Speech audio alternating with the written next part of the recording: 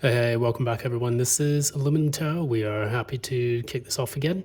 We're going to be reading from this point in March until the month later for the sign of Sagittarius, Sun, Moon, and Rising. I'm going to just see what comes up in the cards and give a general reading for this as usual. And if you like what you see here, this is our order of the day, of course. Please be sure to give a like, share, subscribe, ding that notification bell so that you don't miss any updates from future postings. And additionally, if you would like, no, I'm not doing that. Let's just go ahead and get started. Firstly, we're going to pull from the Moonology deck, and then we're going to pull from the Wild Unknown Tarot. If we need any additional clarification, I have the Nightmare Before Christmas deck sat to the side over here. Now, I think we did have a lunar eclipse that took place, I thought it was on March 14th. And we also do have a few retrogrades taking place. We have we have two eclipses. One is a lunar eclipse, one is a solar eclipse, if I'm not mistaken, towards the end of the month. And then additionally, we do have a Mercury retrograde taking place at the moment. So it's going to be a bit difficult for us to get our bearings. It's going to be a massive purging of old energies taking place for everyone. Depending on your sign, check the lunar and the solar eclipse as well as the Mercury retrograde and see how it affects you in your chart. I'm not going to get too far into the details today because I honestly forgot where the placement was. I thought if I'm not mistaken, I thought the retrograde was going to be well, I'll just post it up a bit later. Anyways, let's get started. Sagittarius, Sun, Moon, and Rising. From now until 1 month later.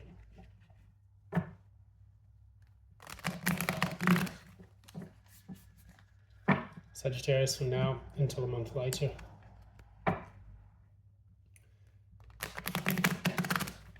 Sagittarius, Sun, Moon, and Rising. From now until a month later.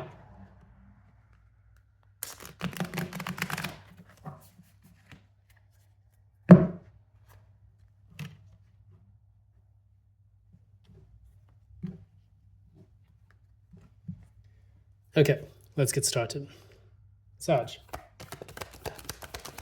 Current energy. Challenge.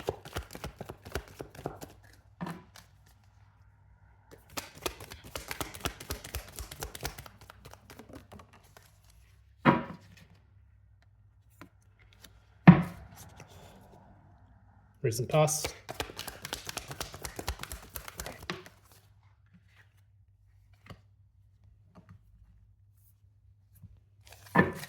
Near future.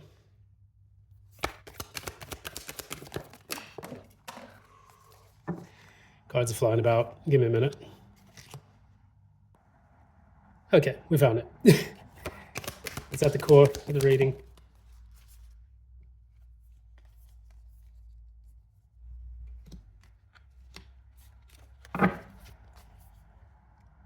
It's at the crown.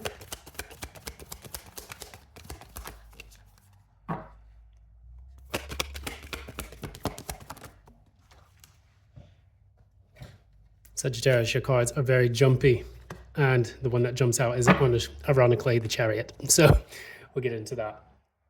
Finally, what is the ultimate outcome for this period of time?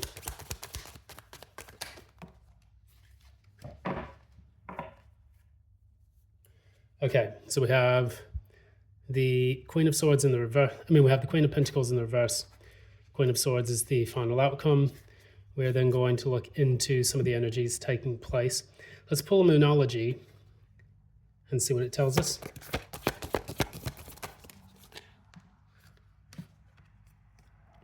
Don't let pride get in your way. So this is full moon in Leo. We just had a full moon recently, and now we're moving back downwards towards the new moon.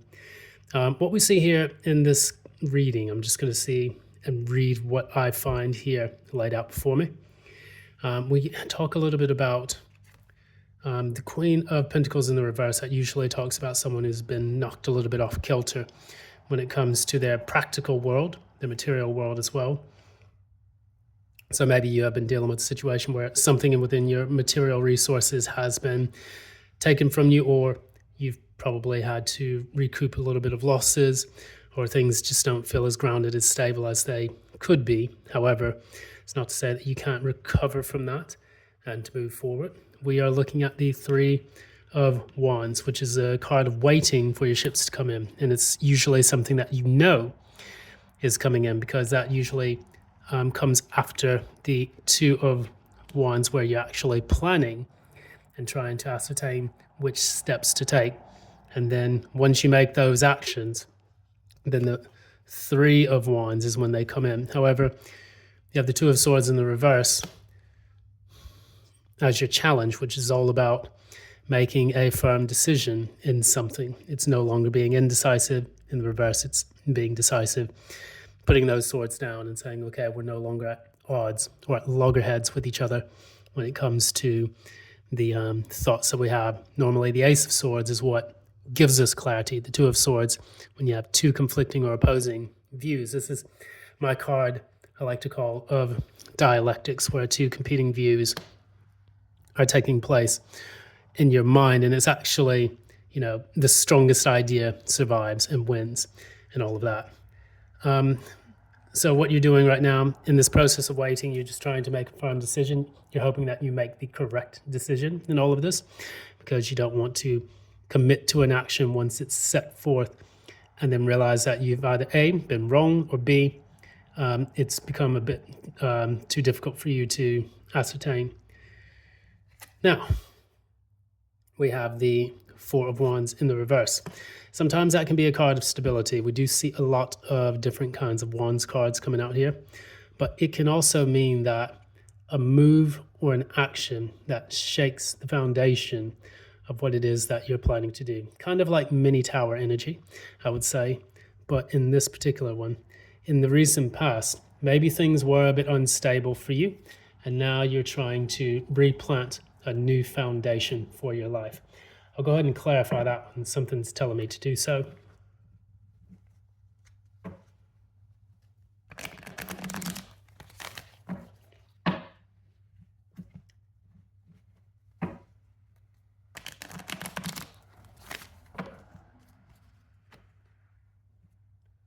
These cards have been absolutely ruined by rain, dirt, all sorts of stuff. Clarify the Four of Wands in reverse.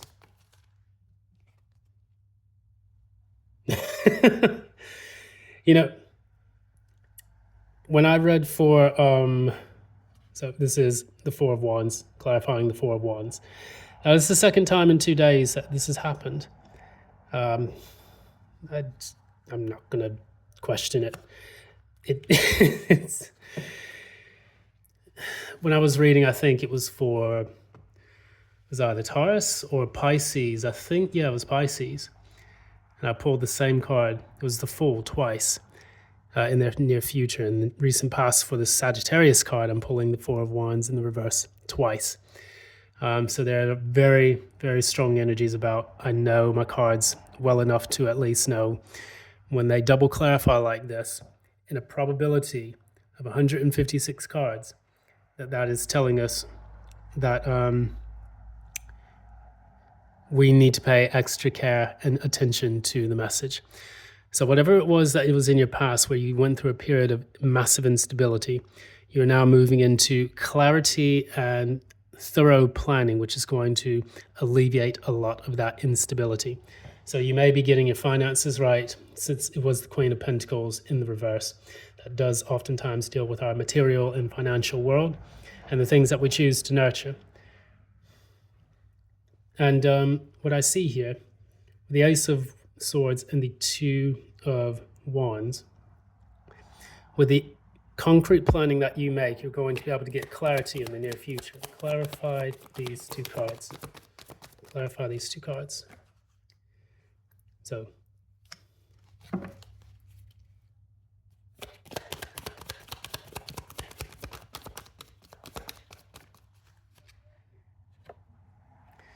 Okay, so the reason why this careful planning and this desire for clarity is taking place, possibly communication on your plans, is because in the recent past you had a massive false start that shook your confidence. So you have the Queen of Wands in the reverse and the Ace of Wands in the reverse. What are these two actions related to? Give me one card.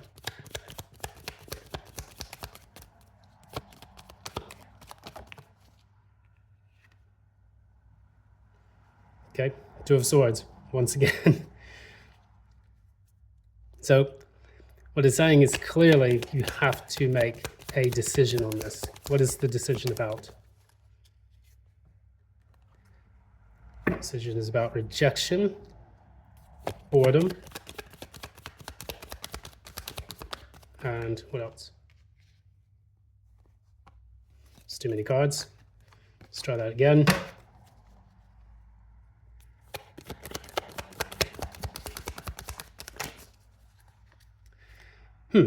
There we go. That makes it clear. Love. Getting over disappointment and heartbreak from love or matters of the heart. So, a period of rejection that really shook your confidence and led to a false start in a relationship. And then now what you're doing is you're getting rid of the being blocked and closed off from future relationships. So what this could indicate is that a new relationship is coming in and that you now have to make a decision as to whether or not you want to proceed with it. That is now the clarity and the intuition that I'm getting from this reading. So we're waiting. We know that this is coming in, this love relationship, and you need to not be blocked. The challenge right now is being closed and blocked off from it. And so in the recent past, you've had a lot of instability with relationships. I'm reading this again now because those few cards have actually clarified a lot of what I need to understand about this. And now it does tie into don't let pride get in your way, because what you want to do is make sure that when this love does come in, you don't become too proud or arrogant towards the potential love option that you have. So in the near future, when you want to get clear on what plans you want to make, don't allow all the setbacks from the past to derail your potential to have a strong and stable relationship. Because, it's 2025. Yeah, shit can really happen. People are out, putting their crotch meat on everything like a kid in a candy store. But that doesn't mean that you can't have a good, solid, healthy relationship with the right person. I mean, it's more about attracting the right person into your life, being on that frequency, which will allow this to take place. And not allowing, the negativity of the current romantic situation or, dating situation to, dissuade you from wanting to move forward in that arena. So what we can do, we look at some of the things at the core of this reading. Tower in the reverse, Page of Swords. You're learning how to avoid disasters, because the Page of Swords is a student, and they usually have to tell themselves painful truths or communicate painful truths, because the sword is a sword of clarity. It's also a sword of war.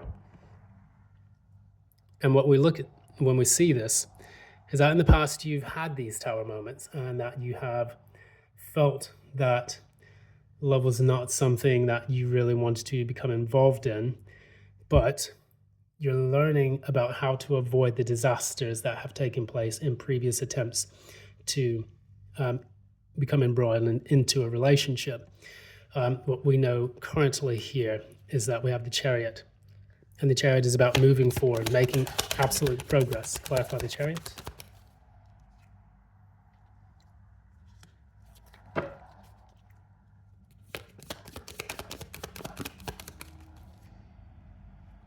Okay, we have the Chariot. You're moving forward away from non-committal people who create betrayals. You're getting away from that. You're now turning the Ace of Pentacles towards yourself. You're learning your self-worth and your self-value. Things that are going to be essential to you to attract the right partner into your life. And additionally, with the Ten of Swords here in the reverse, that means you're getting over the betrayals. You're moving on from those betrayals that have taken place in the past, which have put you into a warped perspective about what it means to be in a committed, healthy relationship. Now, we move forward, and we have the Queen of Swords. This is one of my favorite cards because of the strong influence of Libra in my life, both in my life and in my chart. But we have here Queen of Swords, clarify Queen of Swords.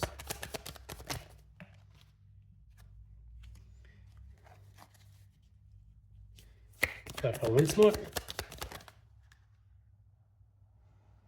So I have the King and Queen of Swords. Don't know if I want to take the Knight of Pentacles, but we'll leave it to the side. So, in order for you to manifest this new relationship and to foster it and to build it and develop it, you do have to work on your manifestation capabilities, but also you have to have a strategy that will allow you to sustain the relationship in a healthy, conducive way. It is coming in, and you want to avoid, I guess with the Knight of Pentacles in the reverse, you want to avoid stagnating or stalling the relationship by saying, oh, I'm going to take it too slowly, or I'm going to vet this person. You don't want to be too much of something. And this is normally a knee-jerk reaction to all of the pain and suffering that you've had in previous relationships. Those did take place because you didn't vet the women or the men properly enough, where they would be, their red flags, as they call it, would come out, and you could then, make a strong decision to cut them out with this Queen of Swords energy. Now that you're on the defensive, as the Queen of Swords is also the divorcee, the widow, and she is normally connected to a person who has gone through a lot of bullshit in their life. And if this is you, is asking you now to kind of not necessarily mature up, but to move from a feminine energy to a masculine energy in the mental sphere. So it's not just simply about come here, but tell me the truth. If you don't tell me the truth, you're in trouble. Kind of Queen of Swordsy stuff that she likes to do. But in order for you to manifest what it is that you really want, you have to move into that masculine mental energy that's going to allow you to become a bit more proactive in everything. Hey, this is what I want. This is what I will tolerate in a relationship. Do I see the signs? Okay, we're out. Move on. Carry on with your life. But being sharp, attentive, and intuitive as well. And I think that with this, when this new partner does come in, you'll be able to use your intuition and your intellectual faculties to create something longer lasting, not just because you've vetted the person properly, but you have actually given them the chance and been self-aware enough to the point where where you may have erred in situations or, subjugated yourself to overanalyzing, what is just clearly in front of you. So that is pretty much what I get for this reading. I do appreciate your time and attention. Thanks so much. Just remember, don't let pride get in the way of this new relationship. Try to give it a chance. Don't be too far on the defensive or be on guard. Know when to move. And what was the guy's name? It was Chris Christopherson or something like that. The song, you have to know when to hold them. You have to know when to fold them, stuff like that. We'll see. That's pretty much it. This has been Aluminum Tarot. Thanks so much for your time and attention for this reading. I do appreciate it. If you like what you see here, please be sure to give a like, share, subscribe, ding that notification bell so that you don't miss any updates on future postings. And that's going to be it for everyone. Thanks so much. And bye, y'all. Till next time, love and light.